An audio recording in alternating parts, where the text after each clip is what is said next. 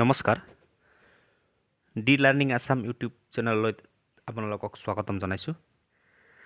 আজি আমি এই ভিডিঅ'ত ব্ৰহ্মপুত্ৰ নদীৰ বিষয়ে কিছুমান চমু প্ৰশ্ন উত্তৰ আলোচনা কৰিম, যিবোৰ সঘনাই পৰীক্ষাত আহি থকা দেখা পোৱা যায়।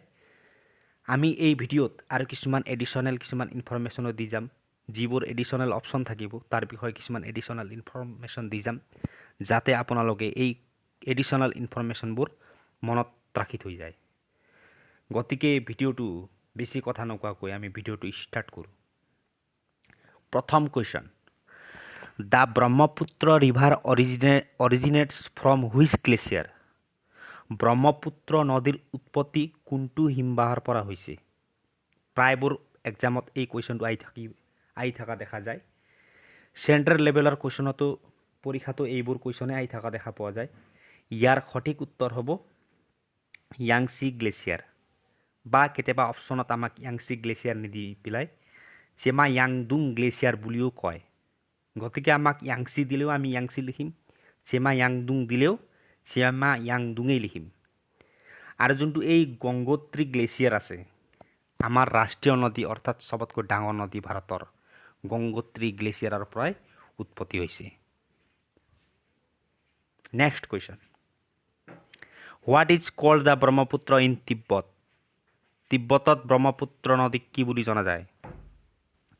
ইয়াৰ কাৰেক্ট অপশ্যন হ'ব ইয়াৰলুং চাংপো। চি অপশ্যনত থকা যোনটো দেখিছে আপোনালোকে য়াংচি, য়াংচি নদীটো হৈছে এছিয়াৰ সৰ্ববৃহৎ নদী হয়। এই নদীখন চাইনাত অৱস্থিত। নেক্সট কুৱেশ্যন, তলৰ কোনখন নদীৰ উৎপত্তি তিব্বতৰ পৰা হৈছে? Which of the following river originates from Tibet? ইয়াৰ কাৰেক্ট অপশ্যন হ'ব অপশ্যন চি ব্ৰহ্মপুত্ৰ। গংগা, নৰ্মদা, মহানদী এইবোৰ নদীৰ উৎপত্তিটো ভাৰততেই হয়। ব্ৰহ্মপুত্ৰ, সিন্ধু, সতলজ এইকেইখন নদীৰ উৎপত্তি তিব্বতৰ পৰা হয়। তিব্বত বুলি ক'লে এনেই চাইনাত, এতিয়া বৰ্তমান তিব্বতটো চাইনাই অকুপাই কৰি লৈছে, গতিকে চাইনাতে পৰে আৰু বুলি ধৰোঁ আমি। Next question, according to Hindu mythology the Brahmaputra rises as the son of? হিন্দু পৌৰাণিক কাহিনী অনুসৰি ব্ৰহ্মপুত্ৰৰ পিতৃ হিচাপে উত্থান ঘটে। ইয়াৰ কাৰেক্ট অপশ্যন হ'ব অপশ্যন ডি লৰ্ড ব্ৰহ্মা। ব্ৰহ্মাৰ পুত্ৰ হোৱা হেতুকে ব্ৰহ্মপুত্ৰক, যোনটো নদী ব্ৰহ্মপুত্ৰ নদী, ব্ৰহ্মপুত্ৰ নামেৰে সম্বোধন কৰা যায় বা জনা যায়। Next question, the Brahmaputra is known as in Arunachal Pradesh? ব্ৰহ্মপুত্ৰক অৰুণাচল প্ৰদেশত কি বুলি জনা যায়? কি হ'ব লাগিছিলে, টাইপিং কৰোঁতে মিষ্টেক হ'ল, ক্ষমা কৰিব। ইয়াৰ কাৰেক্ট অপশ্যন হ'ব অপশ্যন এ চিয়াং। কেতিয়াবা আমাক চিয়াং অপশ্যনত নিদি পেলাই দিহাঙো দিয়া থাকে। যদি চিয়াঙো দিয়া থাকে, দিহাঙো দিয়া থাকে, এনেকুৱাতো কেতিয়াও হ'ব নোৱাৰে যে চিয়াঙো দিছে দিহাঙো দিছে। দিলে এটাই দিব, হয়তো চিয়াং দিব নহ'লে দিহাং দিব। যিকোনো নিদিয়ক কিয় সদায় আমাক যদি চিয়াং দিয়া আছে দিহাং দিয়া নাথাকে, যদি দিহাং দিয়া আছে চিয়াং দিয়া নাথাকে। গতিকে আমি মনত ৰাখি থোৱাটো দৰকাৰ। দুটা নাম আছে, কনফিউজন হৈ থাকে প্ৰায়বোৰ ল'ৰা ছোৱালীৰ, গতিকে আমি মনত ৰাখি থৈ দিম। Next question, what is the name of Brahmaputra in Bangladesh? বাংলাদেশক ব্ৰহ্মপুত্ৰৰ নাম কি? ইয়াৰ কাৰেক্ট অপশ্যন হ'ব অপশ্যন বি যমুনা। আৰু এটা তথ্য মনত ৰাখি থোৱা ভাল, গংগা নদীক বাংলাদেশক পদ্মা নামেৰে জনা যায়। Next question, which of the following is the largest tributary of Brahmaputra river? তলৰ কোনটো ব্ৰহ্মপুত্ৰৰ সৰ্ববৃহৎ উপনৈ? ইয়াৰ সঠিক উত্তৰ হ'ব অপশ্যন এ সোৱণশিৰি। সোৱণশিৰি হৈছে ব্ৰহ্মপুত্ৰৰ লাৰ্জেষ্ট এণ্ড লংগেষ্ট ট্ৰিবিউটেৰী, অৰ্থাৎ দীৰ্ঘতম বা ডাঙৰ যদি উপনৈ কয় তেন্তে আমি সোৱণশিৰি বুলি আমি লিখিম বা মনত ৰখাটো আমাৰ কাৰণে অতিকৈ প্ৰয়োজনীয়। লগতে চি যোনটো অপশ্যন আছে সংকোচ, এই সংকোচ নদীখন আমাৰ পশ্চিমবংগ আৰু অসম ৰাজ্যত সীমা নিৰ্ধাৰণ কৰে। সংকোচ নদীখনে ব্ৰহ্মপুত্ৰৰে উপনৈ হৈ এইকেইখন কেইখন দিয়া আছে, যেনেকৈ জীয়া, ভৰলী, সংকোচ, মানস, এইকেইখনো ব্ৰহ্মপুত্ৰৰে উপনৈ হয়। Next question, what is the length of Brahmaputra river in Assam? অসমত ব্ৰহ্মপুত্ৰ নদীৰ দৈৰ্ঘ্য কিমান? ইয়াৰ কাৰেক্ট অপশ্যন হ'ব অপশ্যন বি 750 মিটাৰ। যদি ভাৰতত কয় তে ভাৰতৰ ইনফৰমেশ্যনটো মই ইয়াত দিয়া নাই, কিবা 950 মিটাৰ হয় ভাৰতত, সেইটো তোমালোকে মনত ৰাখি থৈ দিবা। ইয়াত কিলোমিটাৰ টাইপ কৰোঁতে ভুল হৈ গ'ল, গতিকে ক্ষমা কৰি দিব তাৰ কাৰণে। Next question, which river makes the Majuli island? আমি সকলোৱে জানো মাজুলী আইলেণ্ডটো হৈছে পৃথিৱীৰ সৰ্ববৃহৎ নদীদ্বীপ। এই মাজুলী আইলেণ্ডটো কোনটো নদীৰ ফলত সৃষ্টি হৈছে? ইয়াৰ কাৰেক্ট অপশ্যন হ'ব Brahmaputra. Next question, Dhola Sadiya bridge connects which of the following Indian states? Dhola Sadiya দলঙে সংযোগ কৰে কোন দুখন ভাৰতীয় ৰাজ্যক সংযোগ কৰে?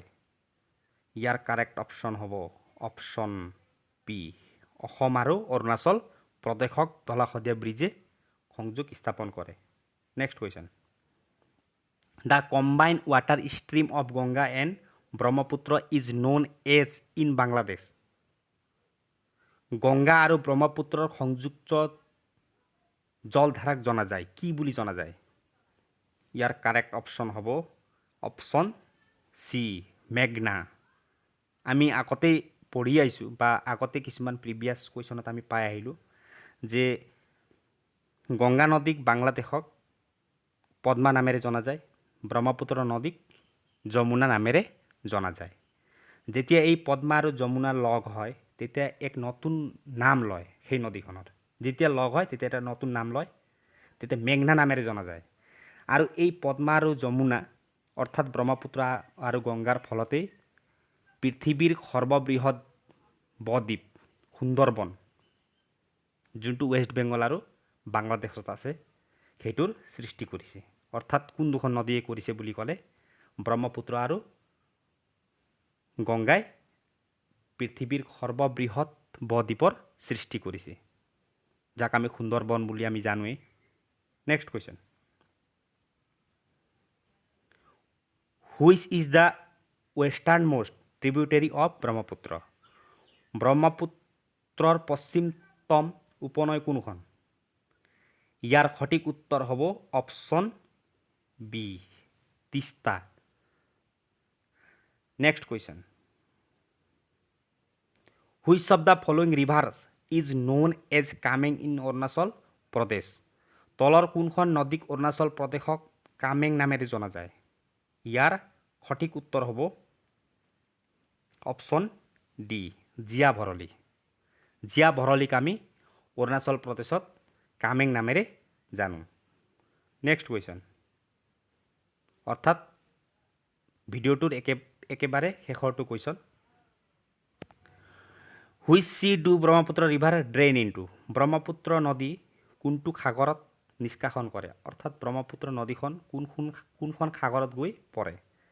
ইয়াৰ কাৰেক্ট অপশ্যন হ'ব option A, bay of Bengal. অৰ্থাৎ বংগোপসাগৰত গৈ ব্ৰহ্মপুত্ৰ নদীখন তাত গৈ শেষ হয় বা তাত গৈ নিষ্কাশিত হয়। আৰু এই ব্ৰহ্মপুত্ৰ আৰু গংগা নদীয়ে বাংলাদেশত গৈ পেলাই লগ হয়। যেতিয়া বাংলাদেশত প্ৰৱেশ কৰে বেলেগ বেলেগ নাম লৈ আমি আগতে গম পালোঁ। তেতিয়া লগ হোৱাৰ পিছত আন এটা নামেৰে জনা যায়, যোনটো ৱাটাৰ ষ্ট্ৰীমৰ কথা আমি পাই আহিলোঁ মেঘনা বুলি। সেইটো আমাৰ তথ্যটো আমাৰ মনত ৰখাটো দৰকাৰ। আৰু যোনটো মেঘনাৰ বিষয়ে আমি পালোঁ, মেঘনা নদী যে বাংলাদেশৰ ডাঙৰ নদী, চবতকৈ বহল নদী হয়।